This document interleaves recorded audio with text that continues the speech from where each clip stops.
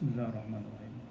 Assalamualaikum warahmatullahi wabarakatuh.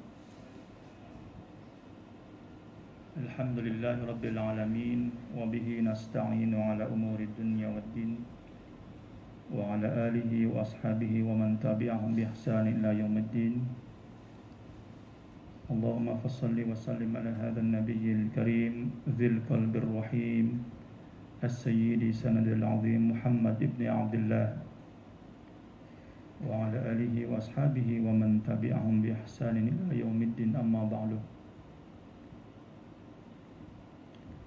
Yang kami hormati jamaah salat zuhur Masjid Al-Mahkamah, alhamdulillah segala puji hanya untuk Allah.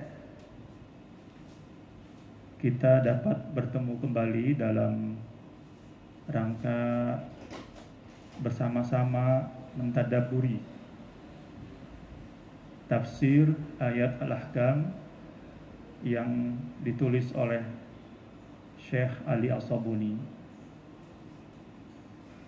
Pada kesempatan yang istimewa ini, dalam bulan Ramadan masuk ke dalam Asrul Awakhir, 10 hari terakhir, bersamaan juga dengan di pekerjaan kita masuk dalam Usbu' Al-Awakhir, minggu terakhir, karena ini adalah pekan terakhir kita masuk bertugas.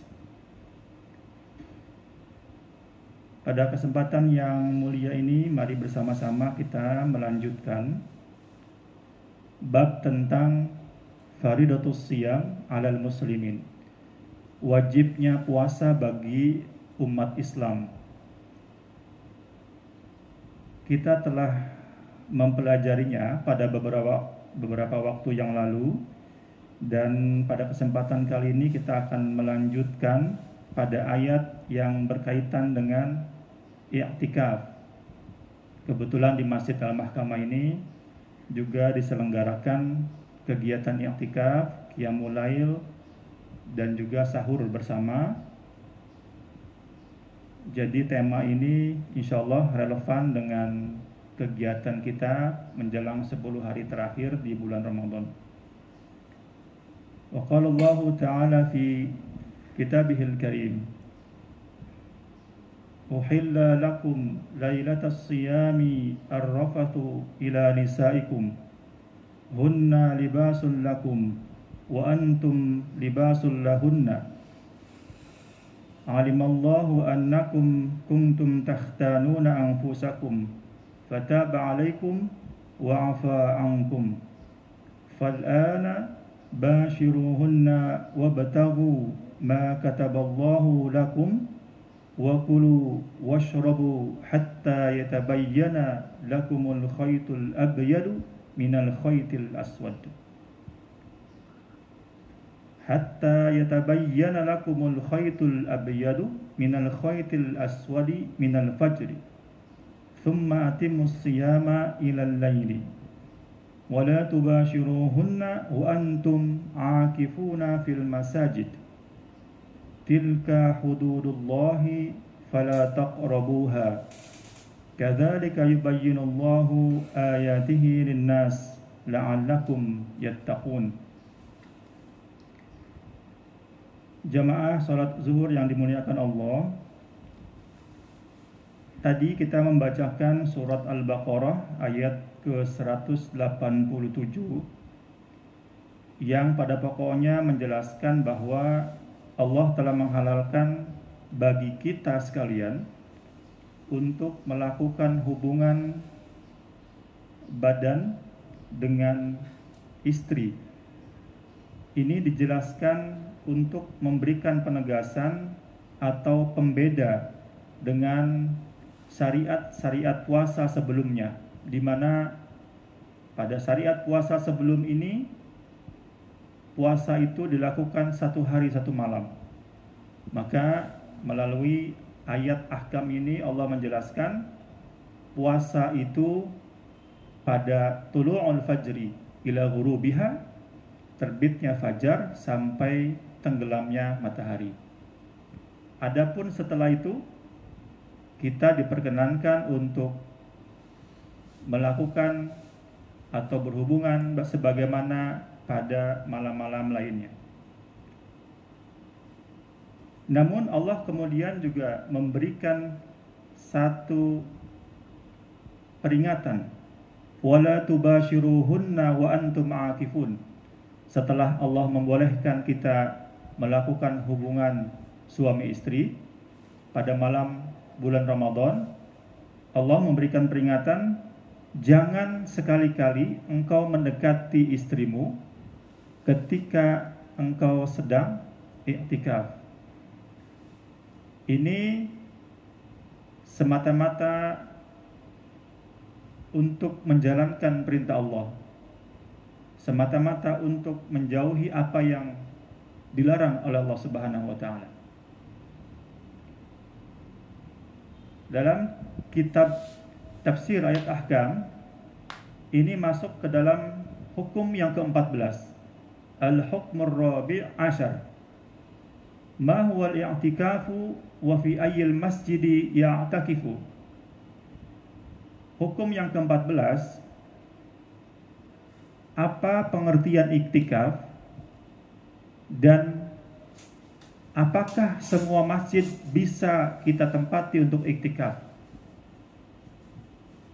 Untuk menjawab hukum yang ke-14 ini ada beberapa pendapat. Yang pertama, qala Syafi'i rahimahullah, al-i'tikafu lughawi mulazamatul mar'u li syai'i wa habsu nafsahu alaihi.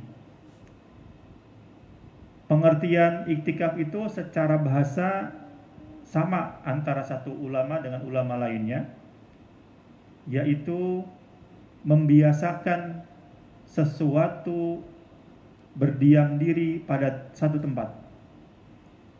Iktikaf itu juga tidak hanya digunakan di masjid, tetapi kalimat iktikaf itu juga digunakan di tempat-tempat selain masjid, seperti ya'kufuna ala asnamin lahum. Orang-orang Yahudi itu beriktikafnya di patung-patung tempat mereka beribadah. Jadi iktikaf itu kalau menurut bahasanya adalah berdiam diri di tempat untuk membiasakan diri tanpa melakukan kegiatan-kegiatan lain selain ibadah.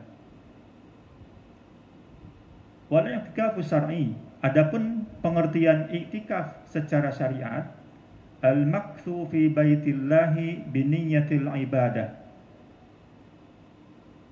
berdiam diri di rumah Allah dengan niat beribadah. Wa huwa minasyara'i al-qadimah.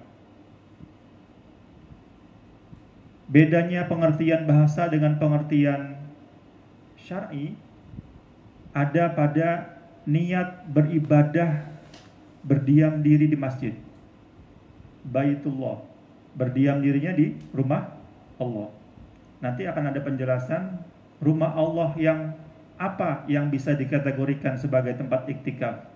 Apakah semua masjid bisa menjadi tempat iktikaf? Apakah musola boleh menjadi tempat iktikaf?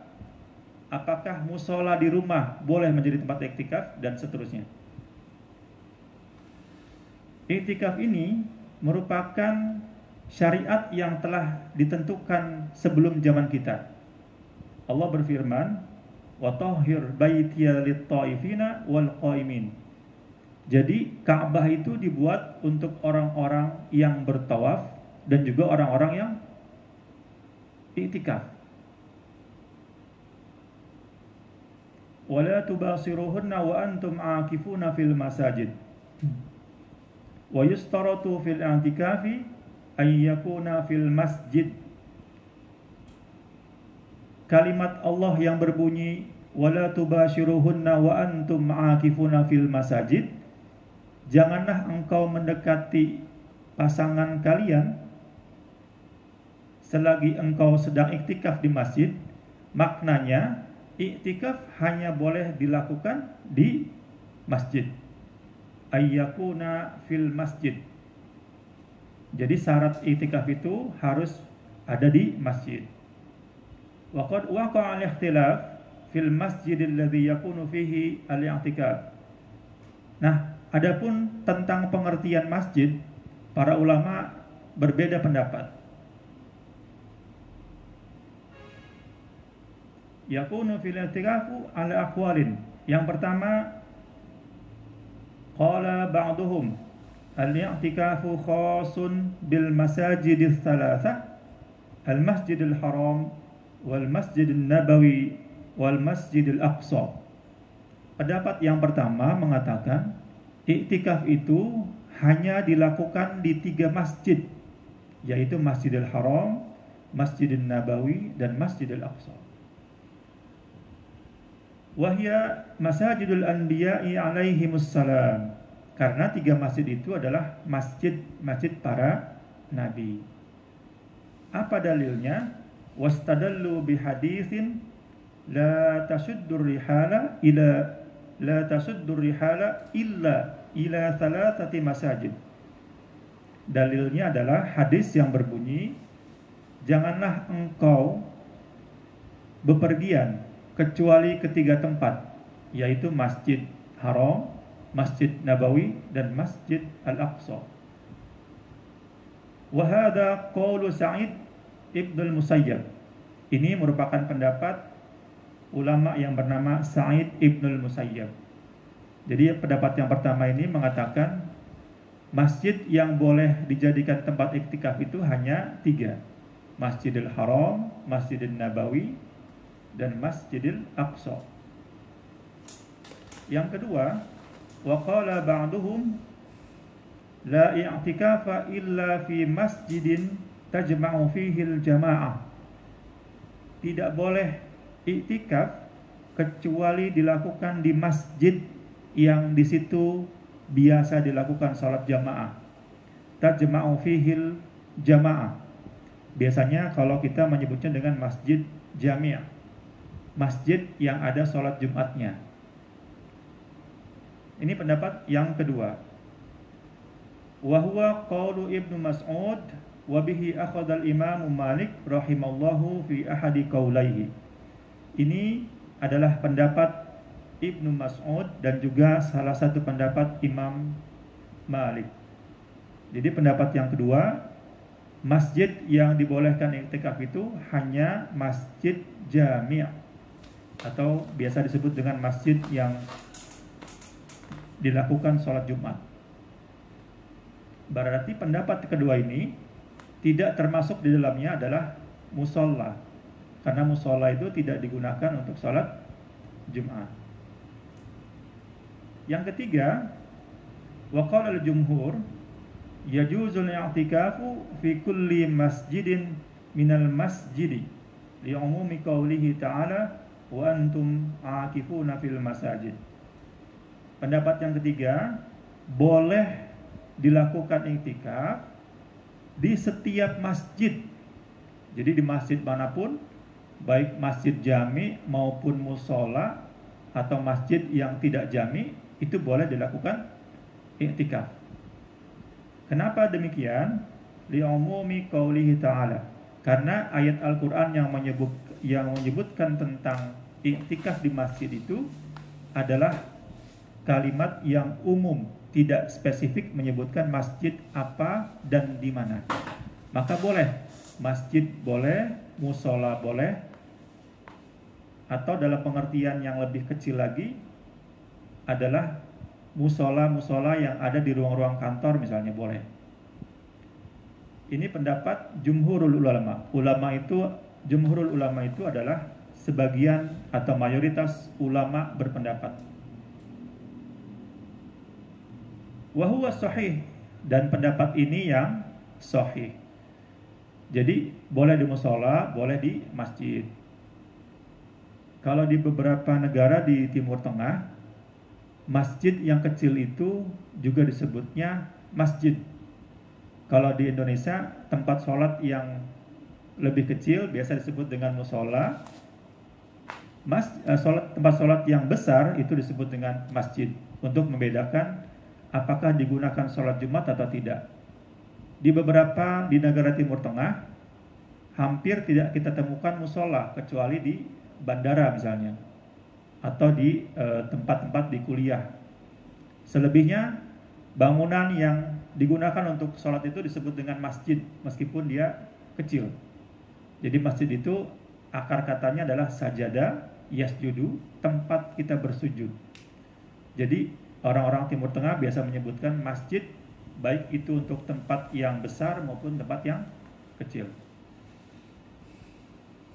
Ini adalah pendapat yang sahih. Yang sahih itu yang bisa kita terima atau yang dianggap paling tarjih, paling rajih, paling benar. Li'anna al-ayata lam tu'ayyan masjidan makhsusan fayabqa al-lafdhu ala umumihi.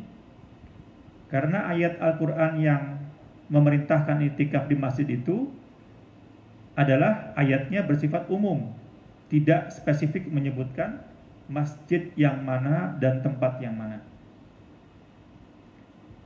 Qala Abu Bakar Al-Jassas hasala ittifaqu jami'i salafi anna min syartil i'tikafi ay yakuna fil masjid.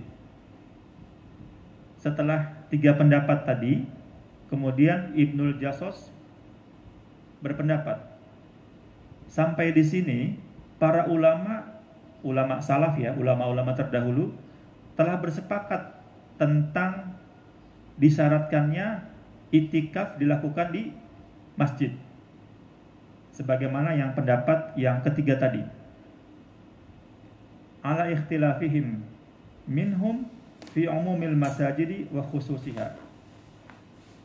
Wa dhahiru qawlihi ta'ala wa antum aakifuna fil masajidi yubihul i'tikaf fi sairil masjid li umumil lafzi. Adapun perbedaan dari 3 pendapat tadi hanya sebatas perbedaan masjid yang umum dan masjid yang khusus. Kalau pendapat yang pertama itu disebutkan khusus Masjidil Haram, Masjidil Nabawi dan Masjidil Aqsa dengan dalil hadis yang disebutkan tadi. Yang kedua, pendapat yang kedua yang mengatakan i'tikaf hanya dilakukan di masjid-masjid yang jami' itu ada juga dalilnya karena itu adalah masjid yang biasa dilakukan untuk berkumpul jamaah yang banyak.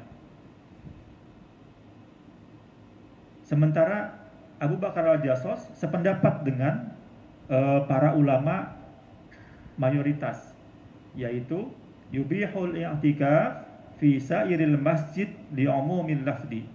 Boleh i'tikaf di setiap masjid karena ayatnya itu menentukan boleh i'tikafnya dengan ketentuan yang umum. Wa man iqtasara bihi ala ba'dihha fa 'alaihi biiqamatid dalil. Kalau ada ketentuan khusus maka boleh diikuti. Wa takhsisuhu bi masajidil jama'at la dalalata 'alaihi. Adapun pendapat yang nomor 2 tadi yang menyebutkan i'tikaf hanya dilakukan di masjid jami' itu dalilnya tidak kuat, bahkan la dalalata 'alaihi. Bisa disebutkan dalilnya tidak spesifik menyebutkan tentang itu. Kama anna takhsisa min khassahu bi masjidil anbiya lamma lam yakun 'alaihi dalilun saqata i'tibaru. Begitu juga pendapat pertama yang menyebutkan Masjidil Haram, Masjidil Nabawi dan Masjidil Aqsa sebagai tempat yang hanya boleh dilakukan i'tikaf, dalilnya tidak spesifik.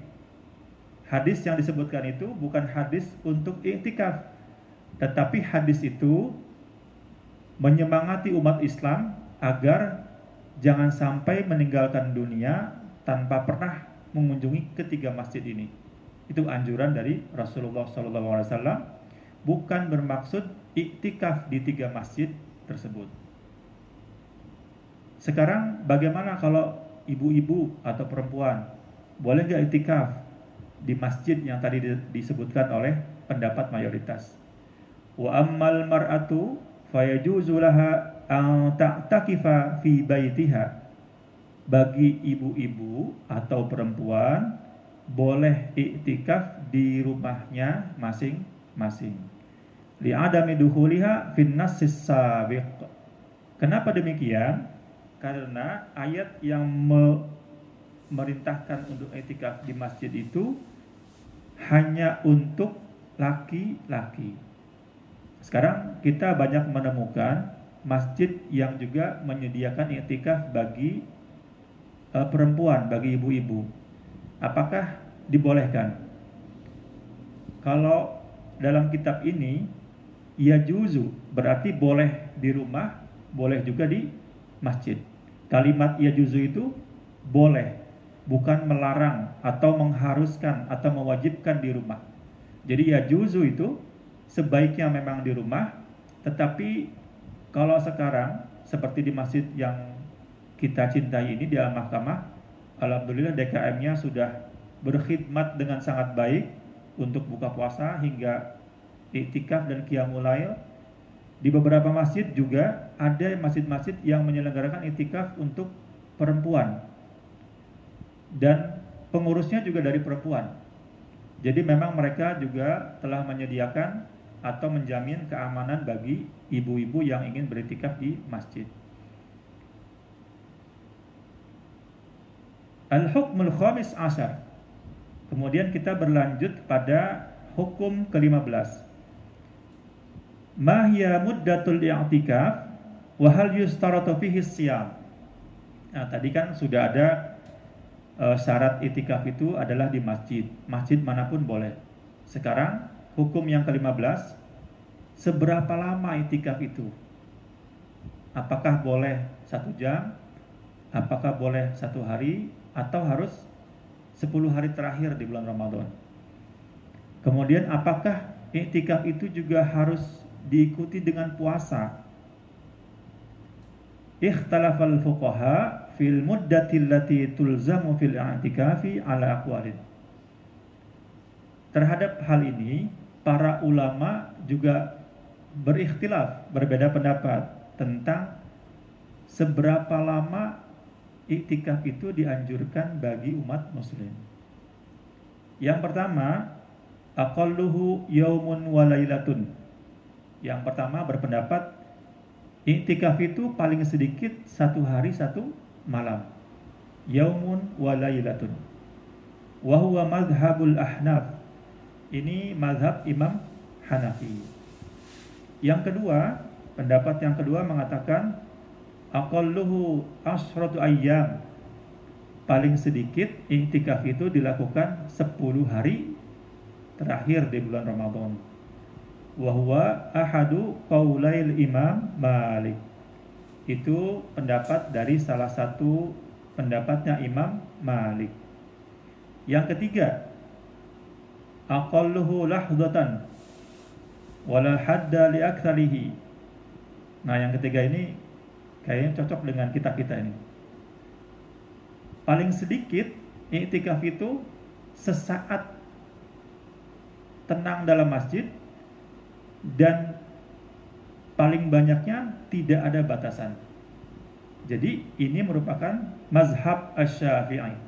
Ini merupakan mazhab Imam Syafi'i. Jadi kalau ada yang ingin iktikaf, misalkan lahdatan itu dalam bahasa Arab bisa sesaat. Sesaat itu ada yang menjelaskan sama dengan lamanya kita ruku. Ruku itu kan membaca 3 kali bacaan itu. Lebih dari itu katanya.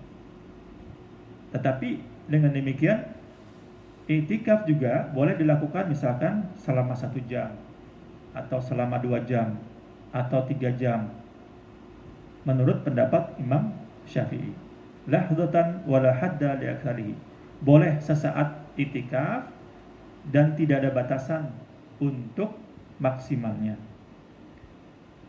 Wa yajuzu 'inda Syafi'i wa Ahmad fi ahadi qaulaihi al-i'tikafu bi ghairi shaim. Kemudian Imam Syafi'i dan Imam Ahmad juga berpendapat iktikaf itu boleh dilakukan sekalipun tidak puasa. Jadi ini mungkin bagi mereka yang sedang musafir, dalam perjalanan bertemu dengan masjid, kemudian beriktikaf, kemudian melanjutkan perjalanan pada pagi harinya. Dalam pendapat Imam Syafi'i dan Imam Ahmad, yajuzu fil i'tikafi bi ghairi shaimin. Jadi boleh meskipun dia tidak puasa. Wa qala al-jumhur Abu Hanifah wa Malik wa Ahmad fil qaulil akhar la yasihhu al-i'tikaf illa bisawm. Adapun pendapat ulama mayoritas tentang i'tikaf yang dibarengi dengan puasa itu mengatakan tidak sah i'tikaf kecuali dibarengi dengan puasa. Wahtajju, mereka berpendapat bima rawathu Aisyah anna Nabiy sallallahu alaihi wasallam qala la i'tikafa illa bisiyam. Dalilnya adalah hadis yang diriwayatkan oleh Aisyah bahwa Nabi sallallahu alaihi wasallam bersabda, tidak ada iktikaf bagi yang tidak berpuasa. Ini juga ada kaitannya karena syariat iktikaf itu muncul dalam runtutan ayat yang mewajibkan tentang puasa. Dan itu juga disyariatkannya asrul awakhir atau 10 hari terakhir di bulan Ramadan. Di mana bulan Ramadan adalah bulan berpuasa. Wa hadis i'takif wasum. Ada juga hadis yang mengatakan beriktikaflah kalian dan berpuasalah. Wa qalu innallaha dzakara al-i'tikafa ma'as siyami fi qawlihi wa kulu washrabu ila qawlihi wa antum ma'akifuna fil masajid fadalla ala annahu la i'tikafa illa bis-siyam. Dalil selanjutnya, kenapa i'tikaf itu harus dibarengi dengan puasa? Karena Allah menyebutkan i'tikaf itu setelah kewajiban berpuasa. Jadi dalil yang ayat yang tadi kita bacakan pertama itu berbunyi wala tubashiruhunna wa antum aakifuna fil masajid. Itu konteksnya adalah pada malam bulan Ramadan dibolehkan berhubungan dengan pasangan masing-masing, tetapi ingat jangan sekali-kali mendekati pasangan padahal kalian semuanya sedang iktikaf. Maka ini korelasinya adalah iktikaf di bulan Ramadan. Wa qala al-Imam al-Fakhr yajuzu al-i'tikafu bi ghairi shaumin wal afdal ay yasuma ma'ahu wa huwa madhhabu Syafi'i. Ada beberapa ulama lain yang juga mengatakan boleh iktikaf itu tanpa dibarengi dengan puasa. Tetapi afdolnya adalah iktikaf dibarengi dengan puasa. Sementara Imam Abu Hanifah secara jelas mengatakan la yajuzu illa bisawm, tidak boleh iktikaf kecuali dengan puasa. Kemudian Hujjatus Syafi'i radhiyallahu anhu hadhil ayah li'annahu bi ghairi sawmi 'akifun wallahu ta'ala mana'al 'akif min mubasharatil mar'ati. Aqulu al-masyhur 'inda fuqaha'il ahnaf annahum qasamu al-i'tikafa ila thalathati aqsam. Kemudian Imam Syekh Ali As-Sabuni, penulis kitab ini, berpendapat di ujung pembahasannya